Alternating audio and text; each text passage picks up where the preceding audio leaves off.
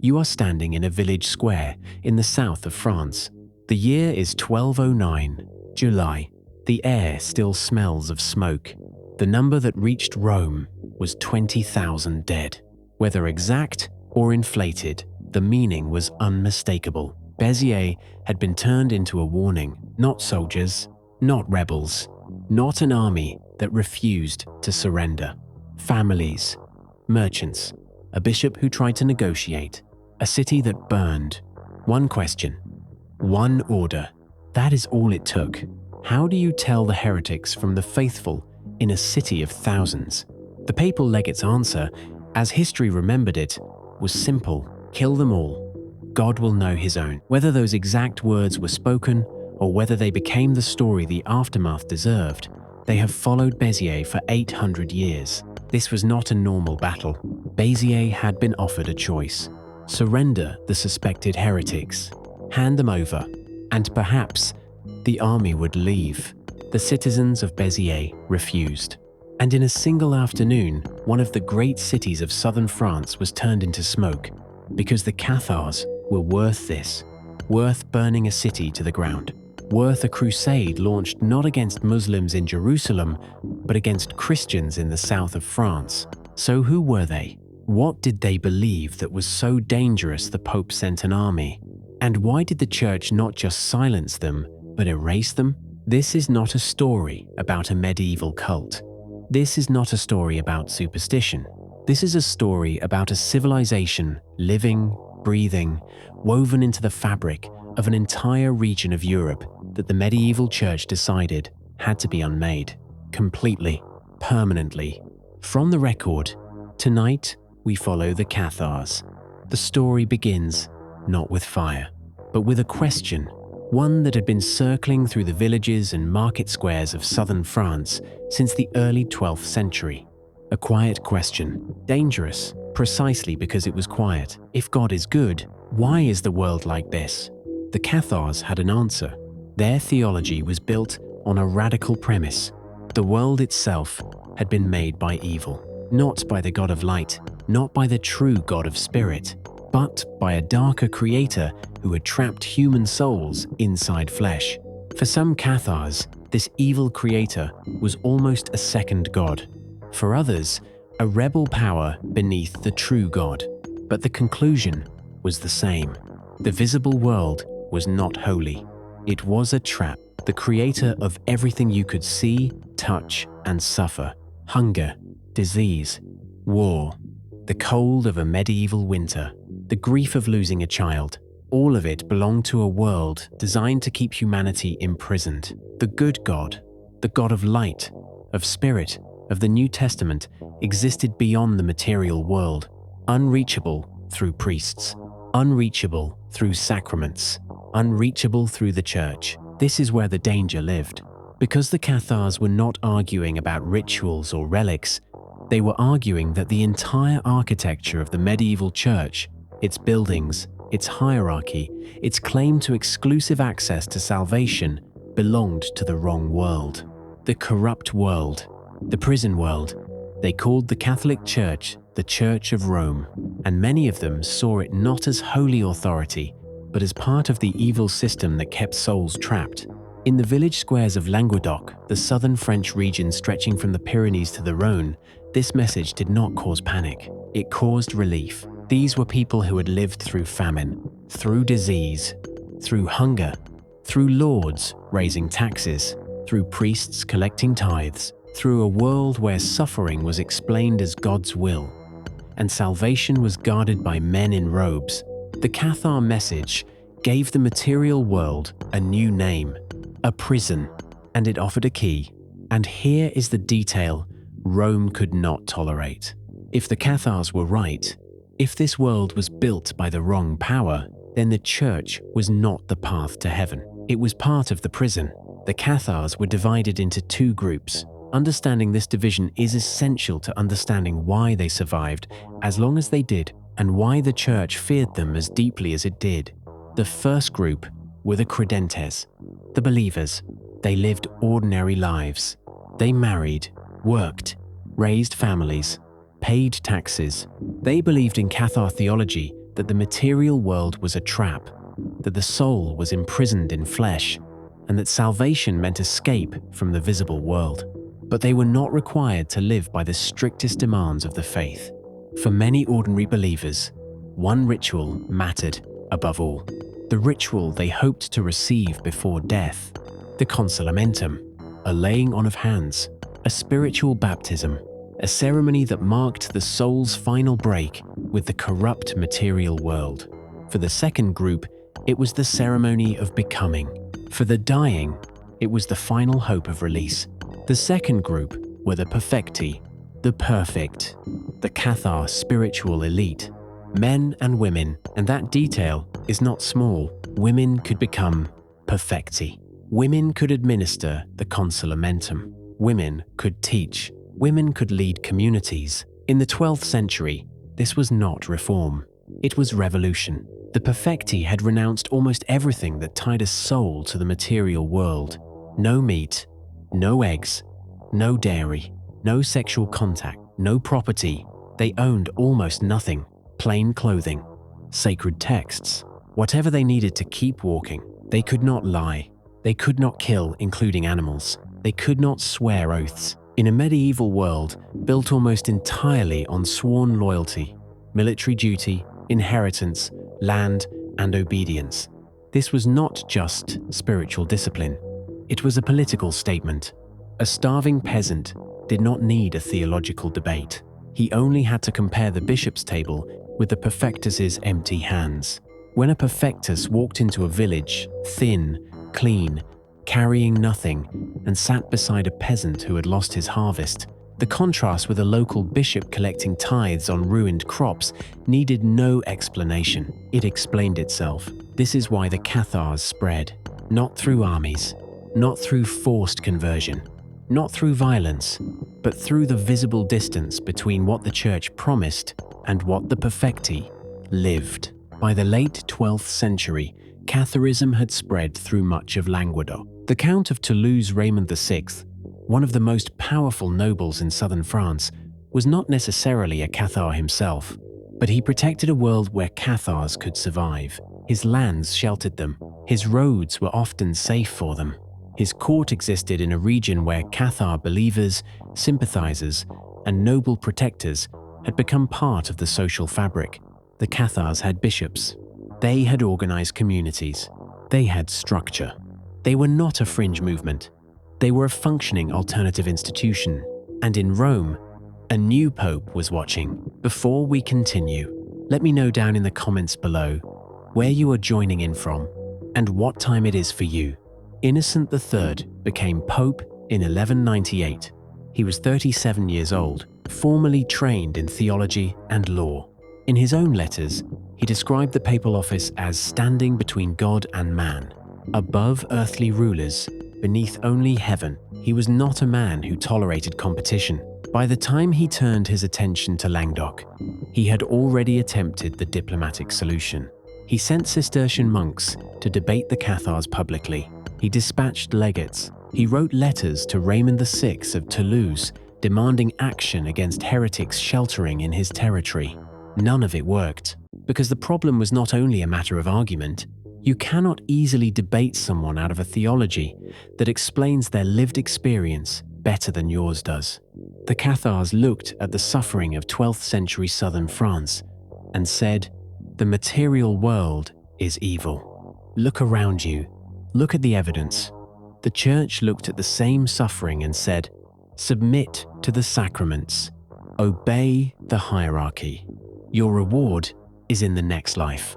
For a peasant watching his lord drain his harvest while a bishop counted the tithe, one of those arguments could feel far more persuasive than the other. Then a body appeared on the road. Pierre de Castelnau, a papal legate, murdered on the road home after a failed meeting connected to Raymond VI of Toulouse. A single act of violence in a region already burning with decades of hostility between local nobility and Rome. Innocent III did not need certainty. He blamed Raymond VI, whose conflict with Castelnau had already made him an enemy of papal authority. And he called a crusade, not across the sea, not in Jerusalem, but into the Christian south of France. The call went north, into the lands of French barons who had no personal grievance with the south, but every reason to want southern land. It began as a crusade against heresy. But for the northern barons marching south, salvation came with land attached. They came in tens of thousands. This is the first turning point. The army that gathered in the summer of 1209 was one of the largest assembled in medieval France. Its spiritual commander was Arnaud Amalric, Abbot of Citeaux. Its military commander eventually would be Simon de Montfort, and their first target was Béziers. You already know what happened to Béziers. The number reported to Rome was 20,000 dead. Whether precise, inflated, or meant as a warning, the result was undeniable. The city was broken, but Béziers was not the end. It was the beginning. The crusading army moved west, city by city, castle by castle. The strategy was not subtle. It was designed to be witnessed, designed to travel ahead of the army, like a shadow, so that the next city would already know what refusal could cost. Carcassonne fell next. Its population was allowed to leave, but stripped of almost everything they own. They walked out of their city with little more than the clothes on their backs, leaving behind homes, stores, livestock, tools, and everything they had built. The city was handed to Simon de Montfort as his new seat of power. Simon de Montfort is worth knowing. Whatever his private faith, Simon understood the opportunity clearly. Every castle that fell, every lord who was killed, exiled, or dispossessed created a vacancy, and Simon de Montfort intended to fill as many of them as he could. Over the next years, he did. The campaign moved through Languedoc like a scythe. Towns that surrendered were sometimes spared.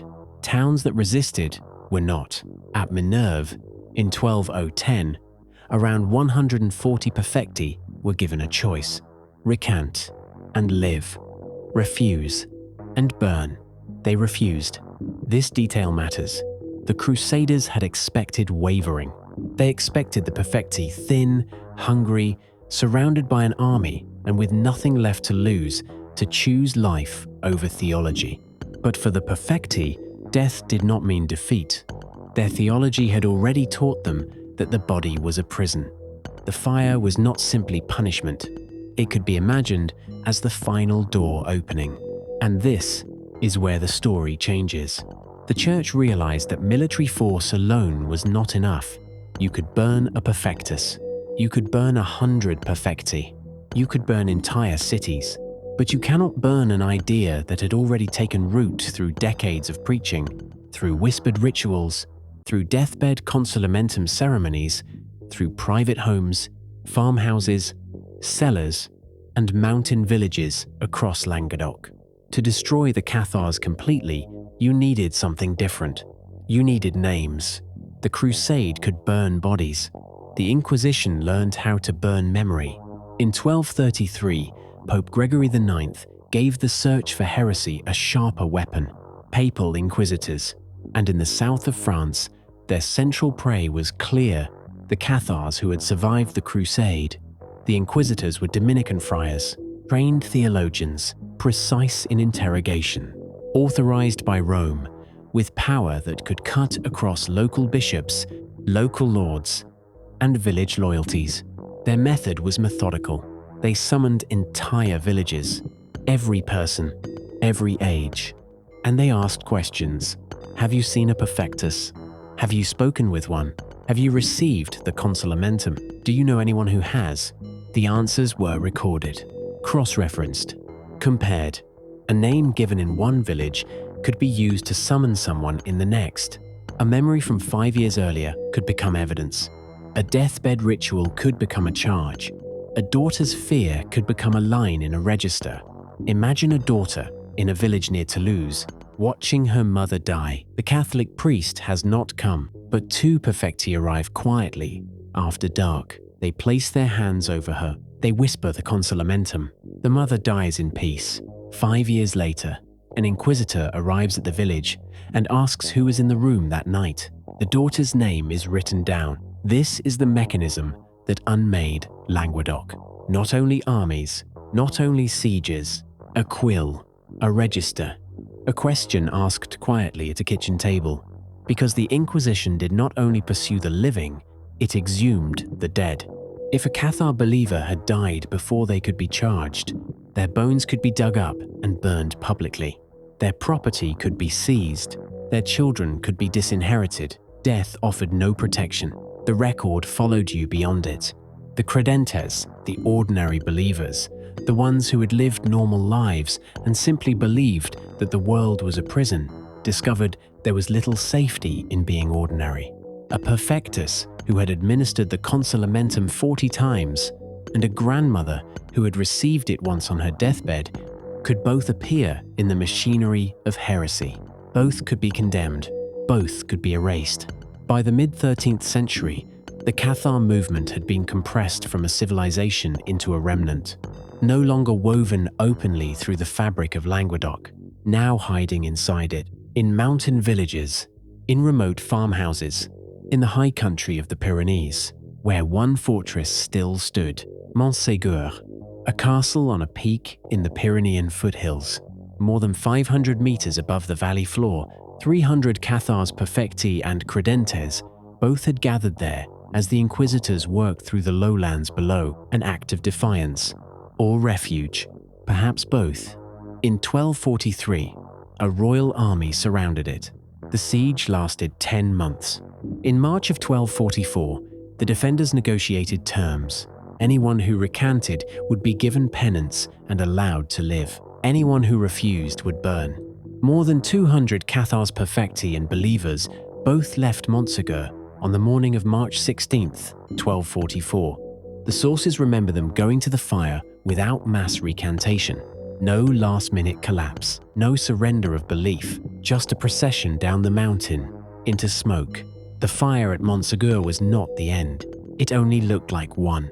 For decades after, small communities survived in the high country, in remote villages that the inquisitors had not yet fully broken, in farmhouses where a perfectus might arrive after nightfall and be gone before dawn.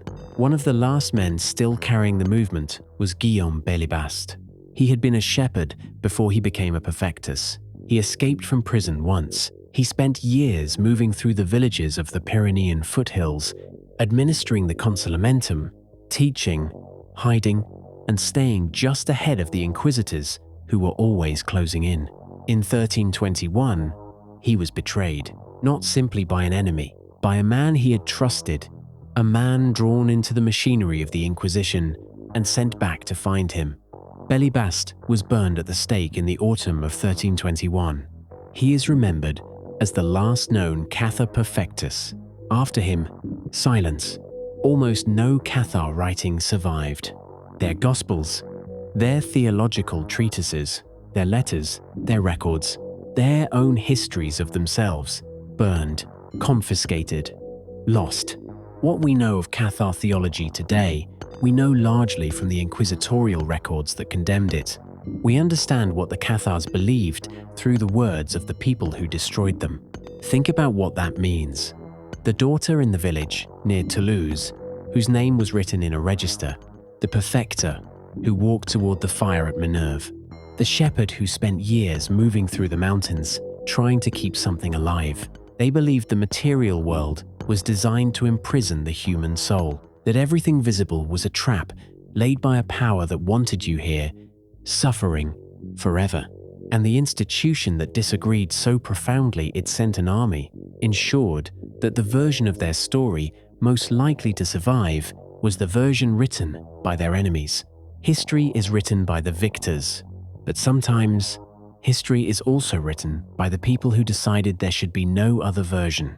If you enjoyed watching this video, hit the like button and subscribe to the channel. Until next time.